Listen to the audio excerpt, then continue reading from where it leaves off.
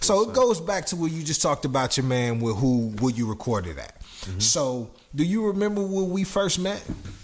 I don't, bro. Man, it was at the youth center. Right. Devers Youth Center on Knox. Me and Tremaine were there. And you pulled up. Right. And you started spitting bars for us. Oh, yo. So listen. I already know you started spitting bars. And I think y'all had just came from your man's studio. I know just right down the street. So we might have, so I do remember that.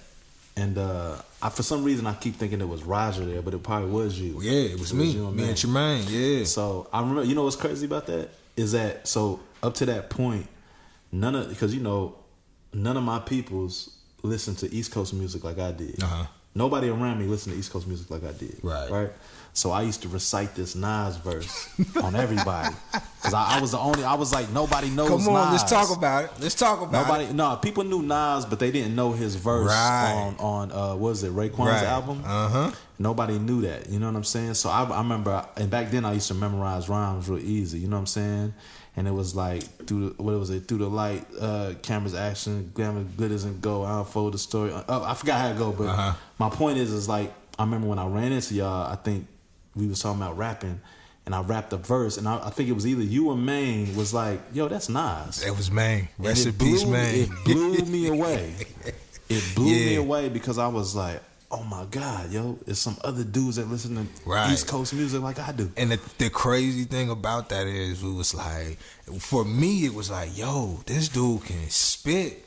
You know what I'm saying? Like, yo, who is that? And then my man Tremaine's like, yo, that's Nas. Yeah. That's Nas' verse. But from then, meeting you then and there that day, that's what made me always kind of follow and latch on to Jon Woo, because I was like, yo, this dude's a dope producer. They in the studio right up the street. I love music, so I'm just always in the back watching, because, like I said, I never was really a rapper, so I never could rap, but I just had that love for hip hop. I was a big Nas, a big Wu-Tang fan, and then for your name to be Jon Woo, that kind of like made me latch on to who you were. And definitely shout out to man, because like I miss dude for real, man. Right. But you know what I'm saying? Like, he was definitely an ill one. Yeah, plenty of studio sessions with Woo. That's when it goes back to me telling y'all at the beginning, like, my mentor, you know how many times we have went back and forth from place to place, recording, getting beats from Woo. It's crazy, man. Like, that history right there is so deep and it's so rich that, you know what I'm saying, I feel like I just know Woo like the back of my hand, because you know, you just did a lot of things that I watch, you know. But early on in your career, how did you gain respect as a producer? I'm trying to think, like, so I just started making beats off his drum machine, right? Yeah. And I remember I used to try to make I would replay beats, and I think it was the Roots. Roots came out with a record, Distortion and Static, I think. And I remember I replayed the beat on the drum machine, as close as I could get it. Right. But I played it for a couple friends over the phone. They was like, yo, that's crazy. And I used to make these little beat tapes just for my own ears. And I used to ride around and listen to them, and I would play them for people, and people would be like, yo, you made those beats? I'm like, yeah. And they would just be bugging, you know what I'm saying? Right. So it was it just kind of gave me the indication, like, yo, maybe I know I want to rhyme, but maybe the beats is where I need to be at. And then I forget where I learned it at, but I learned very quickly that in the business side of things, producers get paid, one of the first people to get paid. So I was like, well, damn, I definitely want to get paid first. Right. You know what I'm saying? So I just kind of stuck with that. But yeah, I don't really know where, like, who might have gave me the cosign, like, yo, you should do that. I think it was just kind of a thing where a collective of people was like, yo, you're dope at producing, and I just stuck with it.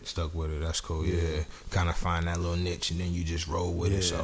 So when you go to the studio, what's kind of your specialty when you go in there to make beats? Or when you go in, when you get in your zone, what's a special thing that you go to? I'm definitely a sample producer. Like, I come from the sample era.